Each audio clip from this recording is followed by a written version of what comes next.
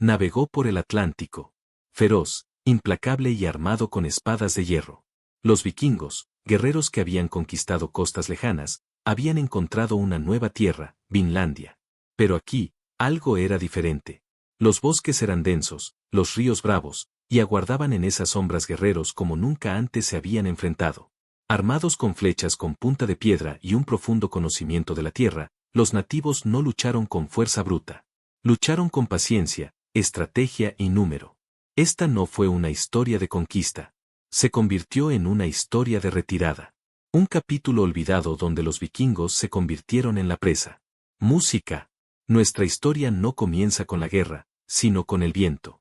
Alrededor del año 985, un marinero nórdico llamado Bjarnir Hrólfsson fue desviado violentamente de su curso tratando de llegar a la nueva colonia de Groenlandia. Vio una nueva tierra, verde y boscosa, pero no desembarcó.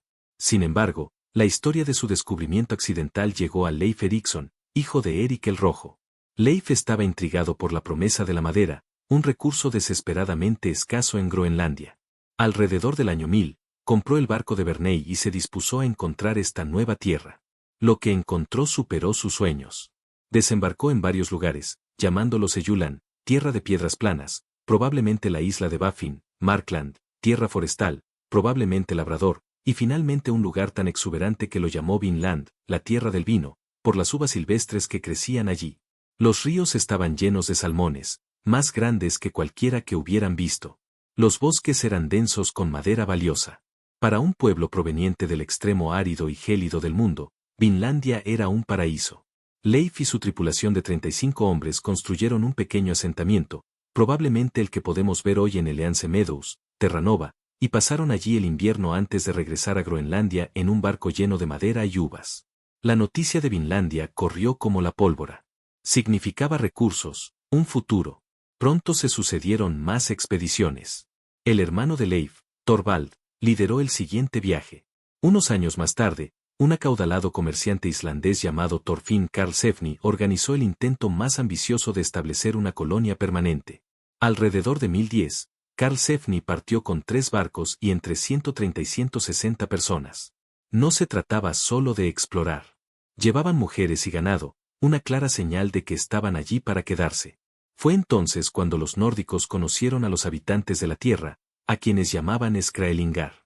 El origen de este término del nórdico antiguo es objeto de debate.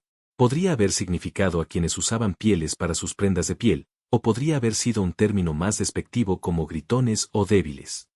Estos pueblos fueron los ancestros de las modernas primeras naciones o grupos inuit. Si bien su identidad precisa es incierta, lo más probable es que fueran los ancestros de los Beothuk o quizás de pueblos relacionados, los Dorset o los Thule, que habían vivido en estas tierras durante miles de años. Los primeros encuentros descritos en las sagas islandesas fueron cautelosos y comerciales. Los Skraelings llegaron en barcos de piel, fascinados por los productos nórdicos. Intercambiaron con entusiasmo pieles valiosas por tiras de tela roja para usar como diademas. Comenzó un comercio frágil. Los nórdicos también les ofrecieron leche, una novedad para los nativos. Algunos historiadores especulan que esto podría haber sido un error. Si los indígenas eran intolerantes a la lactosa, como muchos lo son, la leche podría haberlos enfermado, lo que podrían haber interpretado como envenenamiento. Sin embargo, esta teoría sigue siendo especulativa. Fundamentalmente, Thorfinn Karlsefni prohibió a sus hombres comerciar con lo que los nativos más deseaban, sus armas de hierro. Los guerreros indígenas que usaban herramientas de piedra, hueso y madera reconocieron al instante el poder del metal. Pero Thorfinn Karlsefni sabía que armar a un rival potencial era una terrible idea. Esta negativa creó una tensión que latía a fuego lento justo debajo de la superficie. La paz era tenue, y no se necesitaría mucho para romperla. El primer derramamiento de sangre registrado entre europeos y los pueblos nativos de América del Norte no fue una gran batalla, sino un acto pequeño y brutal. Ocurrió durante la expedición de Thorvald Eriksson. Mientras exploraban, Thorvald y sus hombres se encontraron a 9 nativos durmiendo bajo 3 canoas de cuero. Por razones que las sagas no explican, los vikingos atacaron, matando a 8 de ellos. Uno escapó para dar la alarma. Los nórdicos sabían lo que se avecinaba. Se retiraron a un cabo y se prepararon para luchar. Pronto, una multitud de barcos de piel emergió de un fiordo y atacó. Los nativos lanzaron una lluvia de flechas antes de ser expulsados. La mayoría de los vikingos, protegidos por sus escudos, resultaron ilesos, pero una sola flecha dio en el blanco, volando entre el costado del barco y un escudo, alcanzando a Thorvald bajo el brazo. Mientras agonizaba, se dice que ordenó a sus hombres que lo enterraran en el promontorio donde esperaba construir su hogar. Thorvald Eriksson, hijo de Erik el Rojo, se convirtió en el primer europeo conocido en morir en el Nuevo Mundo, víctima de la violencia que sus propios hombres habían iniciado. La relación estaba rota. La breve era del comercio había terminado. Había comenzado una era de guerra. Un incidente posterior en el asentamiento de Thorfinn Karlsefni pone de relieve la división cultural. Durante una sesión de comercio, un toro que los nórdicos habían traído consigo se escapó de su corral. Los nativos, que nunca habían visto un animal tan grande y ruidoso, se aterrorizaron con sus bramidos. Huyeron presas del pánico, y su miedo se convirtió en sospecha. Desaparecieron durante 3 semanas. Al regresar, lo hicieron en una partida de guerra. Las sagas describen varias escaramuzas, pintando un panorama de colonos que vivían bajo la constante amenaza de ataque. Los nórdicos eran guerreros temibles, pero eran un grupo pequeño. A lo sumo, unos pocos cientos de personas, rodeados por una población que los superaba con creces en número. Estaban aislados a miles de kilómetros de cualquier esperanza de refuerzos en una vasta tierra desconocida. El sueño de Vinlandia se estaba convirtiendo rápidamente en una pesadilla. Para entender por qué fracasó el asentamiento vikingo, debemos observar cómo luchaban. No se trataba de un simple choque entre avanzados y primitivos. Era una colisión de armas, tácticas, psicología y entorno. No se trataba de quien tenía mejor equipo, sino de quien luchaba con mayor inteligencia en el mundo en el que vivían. Primero, el guerrero vikingo. Su mayor ventaja era el hierro de alta calidad. El hacha barbada podía partir un escudo o un casco. Las lanzas con punta de hierro podían atravesar armaduras de cuero. Para los ricos, una espada de acero de doble filo era un símbolo de estatus y un arma letal. Para defenderse, contaban con un gran escudo de madera, a veces cubierto de cuero. La élite podía usar una cota de malla. Su táctica predilecta era el muro de escudos, el Skalborg. En los campos abiertos de Europa, esta era una formación casi imparable de escudos superpuestos, una fortaleza humana. Los vikingos eran maestros de la batalla campal. Ahora, veamos a los guerreros a los que se enfrentaron en Vinlandia. Los Skraelings no tenían hierro. Sus armas estaban hechas de la tierra, mazas con cabeza de piedra, lanzas con punta de hueso y, lo más importante, el arco y la flecha. En teoría, no parecían rivales. ¿Cómo podía una punta de piedra enfrentarse a una hoja de hierro? La respuesta es que no tenían por qué. Los guerreros indígenas nunca lucharon contra los vikingos bajo sus propias condiciones. Se negaron a enfrentarse a un muro de escudos de frente, sabiendo que sería un suicidio. En cambio, libraron una guerra diferente, una guerra de velocidad, sorpresa y desgaste. Su táctica principal era el asalto relámpago. Dominaban su entorno, conociendo cada arroyo y espesura del denso bosque norteamericano. Podían aparecer de repente, lanzar una lluvia de proyectiles y desaparecer entre los árboles antes de que los nórdicos, con sus pesadas armaduras, pudieran perseguirlos. Los vikingos, acostumbrados a los campos de batalla abiertos, ahora luchaban contra un enemigo que apenas podían ver en un paisaje que parecía vivo y hostil. Sus armas de proyectiles eran perfectas para esto. Podían disparar nubes de flechas a una velocidad increíble. El objetivo no era perforar la cota de malla, sino encontrar las brechas. Una flecha en la cara, en la pierna o bajo el brazo era tan letal como una espada.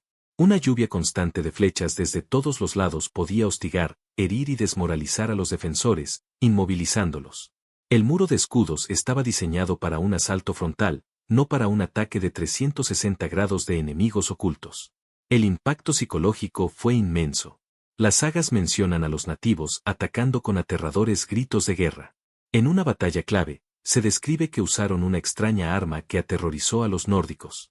Se ha interpretado como una especie de catapulta o onda de guerra que lanzaba un gran objeto oscuro, quizás una gran piedra envuelta en piel que producía un ruido horrible al volar por los aires. Los vikingos, que nunca habían visto algo así, entraron en pánico y rompieron filas creyendo que estaban siendo atacados por una fuerza sobrenatural. Si bien no hay evidencia arqueológica de tal arma, la historia de la saga muestra la eficacia psicológica de las tácticas nativas. Y finalmente, estaba la brutal matemática. Las expediciones vikingas eran pequeñas. El grupo colonizador de Thorfinn Karlsefni fue el más grande, con quizás 160 personas. La población nativa, aunque no densa, lo superaba ampliamente en número. Para los nórdicos, cada muerte era un desastre para su pequeña comunidad. Para los guerreros nativos, las pérdidas eran sostenibles. Podían mantener la presión indefinidamente, haciéndoles la vida insoportable a los invasores. Esta no era solo una batalla tecnológica. Era una batalla de estrategia. Los guerreros nativos usaron su conocimiento del terreno, su número y sus tácticas para convertir las fortalezas vikingas en debilidades. Los nórdicos no eran cobardes. Las sagas están llenas de su desafío. Y una de las historias más dramáticas de Vinland trata sobre una mujer, la hija de Freydis Erik, la feroz hija ilegítima de Erik el Rojo. Según cuenta la leyenda, durante un ataque sorpresa, los nórdicos entraron en pánico y huyeron. Al pasar corriendo junto a ella, Freydis, embarazada, les gritó: ¿por qué huyen de tan miserables? Si tuviera un arma, estoy segura de que podría luchar mejor que cualquiera de ustedes. Tomó una espada de un nórdico muerto. Mientras los nativos se acercaban, se arrancó un pecho y lo golpeó con la hoja plana, lanzando un grito de guerra salvaje. La visión de esta feroz guerrera embarazada desconcertó tanto a los atacantes que se detuvieron y luego se retiraron. Según la saga, Freydis fue la única que salvó la situación. Si bien la veracidad literal de la historia es debatida por los historiadores, es un poderoso relato de tradición oral que muestra cuán desesperada se había vuelto su situación. Vivían con una ansiedad constante. No podían cultivar ni cazar sin mirar por encima del hombro. Las sagas son claras en este punto. Thorfinn Karlsefni y sus colonos se dieron cuenta de que, a pesar de las riquezas de la tierra, vivirían bajo la amenaza constante de ataques por parte de sus habitantes anteriores. Este conflicto constante se vio agravado por un grave problema logístico. Vinlandia se encontraba al final de una larga y peligrosa cadena de suministro, que se extendía desde Norteamérica hasta Groenlandia, Islandia y, finalmente, Noruega. Cada herramienta rota o clavo perdido era un grave problema, con repuestos a miles de kilómetros de distancia. El asentamiento en Eleance Meadows demuestra que se dedicaban a la herrería y a la reparación de barcos, pero contaban con un suministro limitado de materiales. No podrían sobrevivir a largo plazo sin un reabastecimiento constante, algo que la pequeña colonia de Groenlandia simplemente no podía proporcionar. La decisión de partir no se tomó tras una derrota final. Fue una retirada estratégica, una lenta comprensión de que toda la empresa era insostenible. El coste en sangre y recursos era demasiado alto y el miedo, insoportable. Después de 3 años, Thorfinn Karlsefni reunió a los supervivientes, incluyendo a su hijo, Snorri, el primer europeo conocido nacido en América, y navegó de vuelta a Groenlandia. Habían venido en busca de un nuevo hogar, pero se encontraron con un nuevo tipo de guerra, una que no podían ganar. La era de expansión vikinga finalmente había topado con un muro. La retirada vikinga de Norteamérica suele presentarse como un fracaso misterioso. Pero no lo fue. Fue una situación compleja donde las relaciones hostiles fueron un factor clave. No fueron simplemente expulsados por un enemigo superior en una batalla campal. Su abandono del asentamiento fue resultado de múltiples presiones, incluyendo inmensos desafíos logísticos y la formidable resistencia de los pueblos que ya vivían allí. La victoria perteneció a los Skraelings, los primeros habitantes de la tierra. Ganaron porque se negaron a librar la guerra que los vikingos deseaban. Dictaron las condiciones del enfrentamiento, convirtiendo el paisaje en un arma y utilizando su número para librar una implacable campaña de desgaste que los pequeños y aislados asentamientos nórdicos no pudieron resistir. Esta historia cambia por completo la narrativa tradicional sobre la llegada de los europeos a América. 500 años antes de Colón, el descubrimiento del Nuevo Mundo no condujo a una conquista inmediata. Fue una historia de resiliencia indígena y resistencia exitosa. Es un poderoso recordatorio de que los pueblos indígenas no fueron víctimas pasivas de la historia, sino defensores activos de sus hogares y estilo de vida con habilidad y brillantez estratégica. Los vikingos se marcharon, y aunque algunos contactos esporádicos por recursos como la madera pudieron continuar durante un tiempo, la colonización europea a gran escala no ocurriría hasta 5 siglos después. El breve y violento encuentro fue recordado en las sagas nórdicas. De este lado del Atlántico, solo dejaron atrás unos pocos artefactos nórdicos en las ruinas de un pequeño campamento en Terranova. Los vikingos habían llegado a un nuevo mundo, pero descubrieron que ya albergaba a un pueblo inamovible. Aprendieron una lección que las potencias europeas posteriores ignorarían, que la voluntad de un pueblo de defender su patria es una de las fuerzas más poderosas de la historia.